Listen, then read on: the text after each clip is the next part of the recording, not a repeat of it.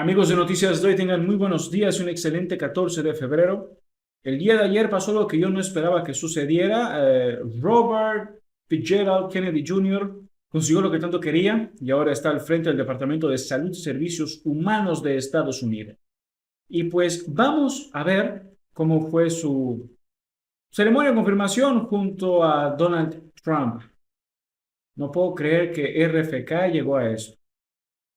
Yo pensaba que lo iban a frenar, pero lo consiguió. Vamos a echarle un vistazo. Ya estoy feliz que los subtítulos están sincronizados, así que para los que no entienden inglés pueden leerlo tranquilamente. Los subtítulos están bien. Robert F. Kennedy Jr. take the oath of office and officially become our Secretary of Health and Human Services. Just as I promised last year, Bobby is going to lead a great national mission to make America healthy again. And he's going to do it. I think he's going to do things that... Esperemos que cambie de postura y no sea tan antivacuna, porque si sigue con sus posturas antivacunas, capaz haga a Estados Unidos enferma de nuevo. Will really make us very proud of this day. Like his father, Senator Robert F. Kennedy, and his uncle, President John F. Kennedy, Bobby has devoted much of his life to serving his fellow Americans in his campaign for president, and he was a very tough competitor. I did not like it at all. I said, let's get him on my side. But in his campaign for president in 2024, Bobby brought... Si se recuerdan, en la época de las elecciones y eso, medio que Robert F. Kennedy Jr. originalmente era un demócrata, ¿no? Se volvió como independiente. Le ofreció apoyo a Kamala Harris a cambio de algo, algún puesto en su gabinete o lo que sea. Hizo lo mismo con Trump y Trump aceptó. Together a coalition of supporters across party lines, and he really worked very hard, and he had tremendous support, unbelievable support, and I think a lot of that support came my way when we decided to do a little merger, and it was really great, and it was very loyal, incredible people. They believe in him so strongly because he's a fierce advocate for the health of our children and for the values of free speech, democracy, and peace. And people are going to be very impressed, I have no doubt. I've known him a long time. He's been a friend of mine a long time. Perhaps most importantly, though, Bobby created a nationwide movement made up of millions and millions of mothers and fathers and young people and concerned citizens of every background who want to end and this horrible chronic disease crisis that exists in America. He's absolutely committed to getting dangerous chemicals out of our environment and out of our food supply and getting the American people the facts and the answers that we deserve. After years in which our public health system has squandered the trust of our citizens, and they really have, they don't trust us, they don't trust anybody, frankly. They've gone through hell. There's no better person to lead our campaign of historic reforms and restore faith in American health care. And Bobby's going to do it. The United States spends more money in health than any other country on earth, but we're growing sicker every year. We're not as healthy as countries that spend just a fraction of what we spend, so there's something wrong. He's going to figure it out. In recent decades, we've seen staggering increases in cancer rates across all age demographics, including more than 40% increase in childhood cancer since 1975. Who can believe that? And an explosion in other chronic childhood illnesses. Not long ago, 1 in 10. En general, creo que todos podemos estar de acuerdo, tener un consenso en común en que la comida en Estados Unidos, por lo general, es bastante mala, porque usan demasiado químico. Hay demasiada gente, usan demasiado químico para que todo crezca a una velocidad mucho mayor de lo normal. Y eso fue una queja que Robert F. Kennedy Jr. hizo frente al Congreso, ¿no? Y es una de las pocas cosas que estoy de acuerdo con él. 1,000 people, children, had autism. Now it's 1 in 36. Think of that. 1 in 10,000. 1 in 10,000. Now it's 1 in 36. Who can believe that? There's something wrong. There's something wrong, and I think it's something that can be found out. In 2022, more than 40% of children had at least one chronic health condition, and today nearly 80% of young adults do not qualify for military service, in large part for health reasons. They're, think of that, 80%. Something is wrong, and that's why immediately after Bobby is sworn in, I will be signing an executive order establishing the President's Commission to make America healthy again. We have some great people on that commission. Chaired by our new secretary, this groundbreaking commission will be charged with investigating what is causing the decades-long increase in chronic illness, reporting its findings, and delivering an action plan to the American people. And it's going to be a plan that people are really waiting to hear. Bobby, I want to thank you. You've gone through a lot. It's taken great courage. You've been amazing, actually. I'd call him and say, "You're going to be okay." And he said, "I know, I really do." He's really been supported amazingly by Cheryl and his family. And it was very tough. It was a very nasty group of people that were after him. But he was tougher and he was smarter than they are. And that's why he's here today. There are very few people that could have withstood the assault, but he was able to. So I just want to congratulate you, and we have a very special person here to swear you in, a man that I think has done just, I think he's just an amazing man. As you know, his name happens to be Gorsuch, and he's a member of the Supreme Court in extremely good standing. He's highly respected by everybody, and I didn't know, are you two friends or something, or did this just happen to be the justice? Did this just happen to be the luck of the draw? What happened? I reached out to him. Did you reach out? Well, you reached out to a very good man, so please, if you would. Thank you very much.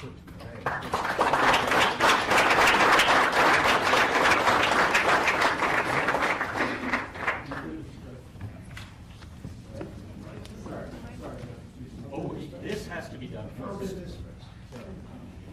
I'm going to make this a good one, right? ¿Quién está ahí? Ah, mi cámara lo tapó. Okay, it's good so far. Good. It's a 10.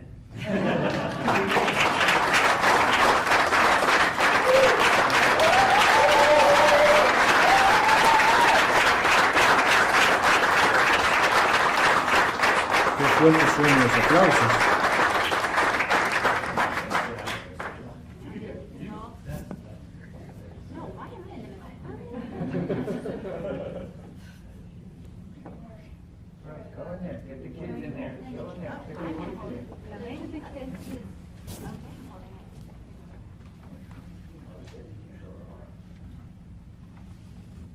¿Son sus parientes? No estoy seguro. ¿Sus hijos, parece? Tal vez.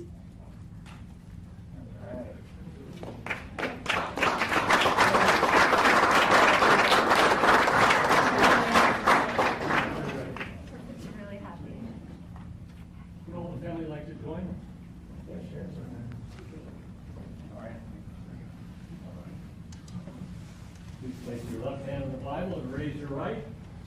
Repeat after me. I, Robert F. Kennedy Jr.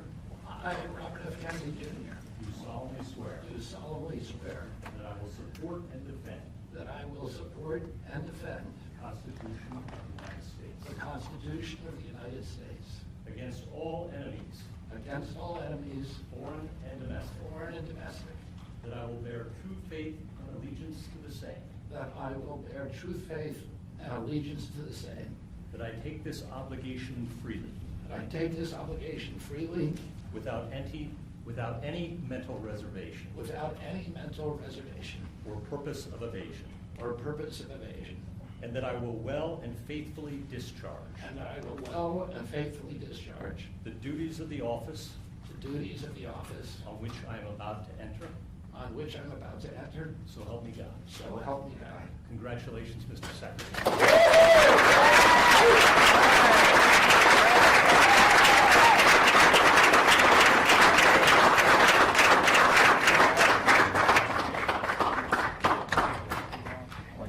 Y así tenemos a un loco conspiranoico antivacunas al frente del HHS.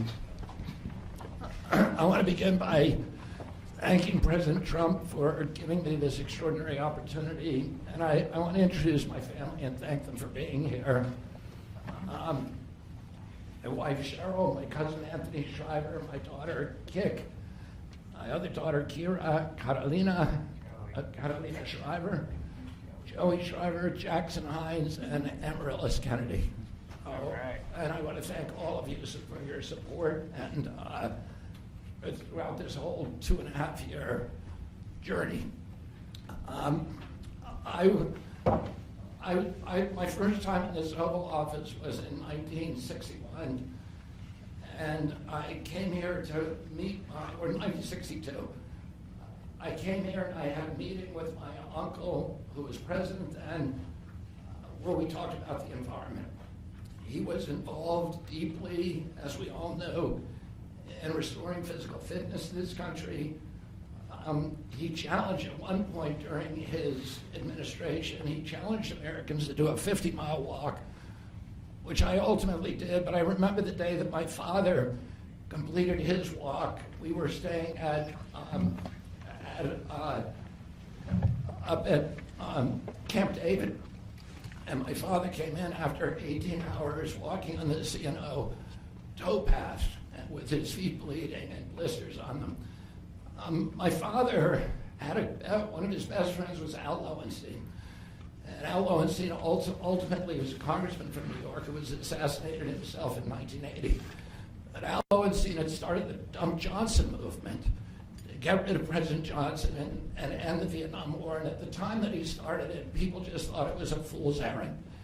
And ultimately, he asked my father to run for president against Johnson. My father wouldn't do it at that time, and he asked Gene McCarthy. McCarthy did it, and he joined that campaign. And my father ultimately ran, and Johnson then dropped out. So Al Lowenstein succeeded. And although Al Lowenstein was on the other side now, running against my father with Gene McCarthy, my father wrote him a note, a quote from Emerson, where he said, if a single man plant himself firmly on his own ideal and there abide, the whole wide world will come around to him. For 20 years, I've gotten up every morning on my knees and prayed that God would put me in a position where I can end the childhood chronic disease epidemic in this country. On August 23rd of last year, God sent me President Trump. All right. And he gave me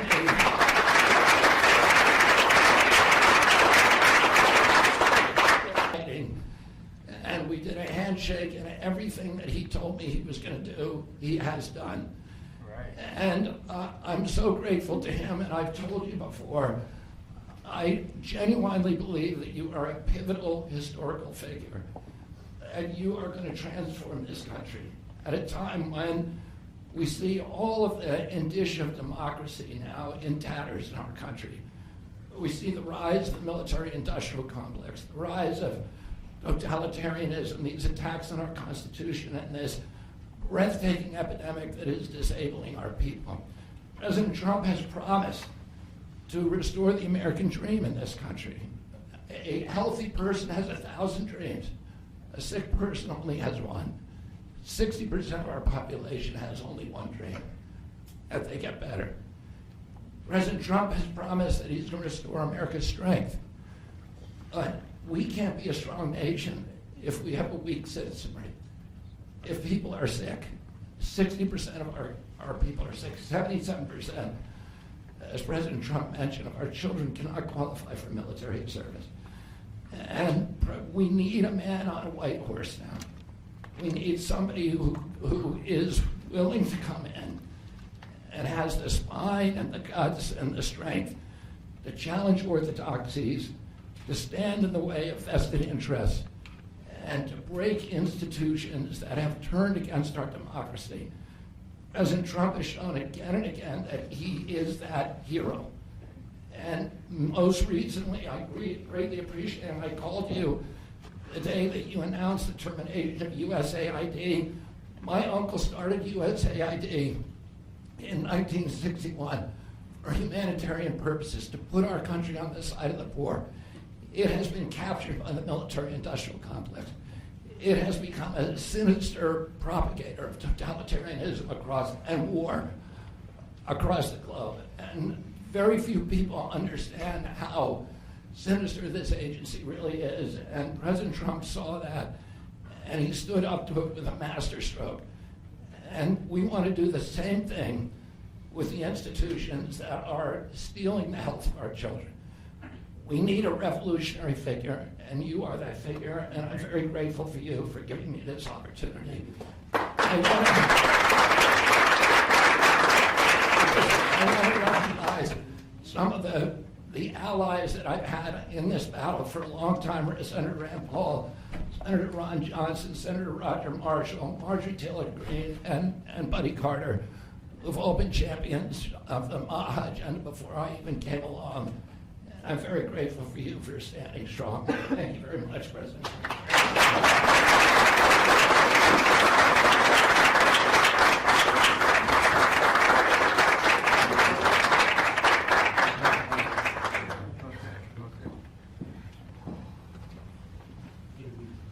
Mr. Secretary, I'd like to ask, what plans do you have immediately at HHS now that you're sworn in? He's going to be running it. He's going to do a great job. What would you like to That's see my you do plan. first? We're going to find out a lot of secrets that have been maybe kept from us, but he's going to come up with some solutions to some big problems, health problems. I think he's going to go down in the record books. I really have confidence. This group has great, even Rand has confidence.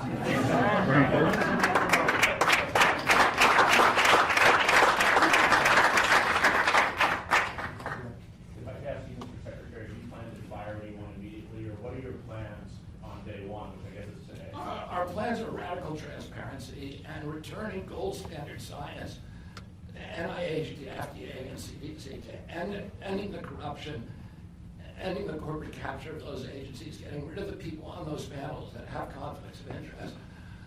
We can do unadored and unimpeded science rather than the kind of product that is coming out of those agencies today.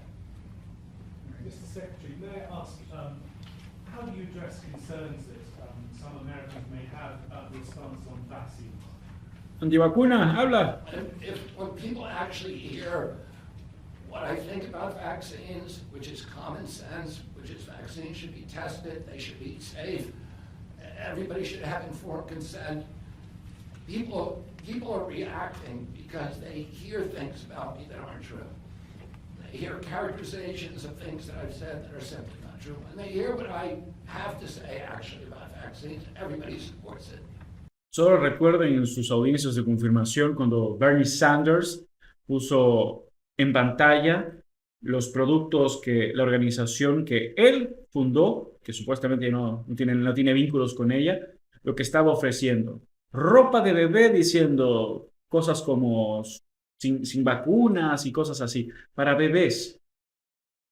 Para bebés. Mr. Kennedy, Kara Kashinova from Lindell TV. What's your message to Democrats in the Senate that fought so hard to keep you from taking this position? And congratulations, by the way. President Trump has promised to be the president for all Americans, and he has said to me that he understands that there's no such thing as Republican children or Democratic children. All of our children need to be protected, and whether you're in a blue state or red state, I'm going to do everything I can to work with you, whether you're Democrat or Republican, to restore child's health in this country. Mr. Secretary. Great job. Great job. Thank you all very much. All right, guys. Bueno, dejémoslos ahí. Y bueno, ¿qué se puede decir después de esto? Simplemente creo que una cosa. Esperemos que pase lo mejor que pueda pasar. No es una persona que yo apoyo, no es una persona que me parece que sea la mejor opción para ese puesto. Pero es lo que es, ¿no? ¿Qué se le va a hacer? Tenemos a un antivacuna conspiranoico al frente del HHS. Bueno, eso es todo por ahora. Tengan muy buenos días y hasta el próximo video. Chao, chao. Espero les haya gustado. No olviden comentar, suscribirse y dejar su me gusta. Adiós.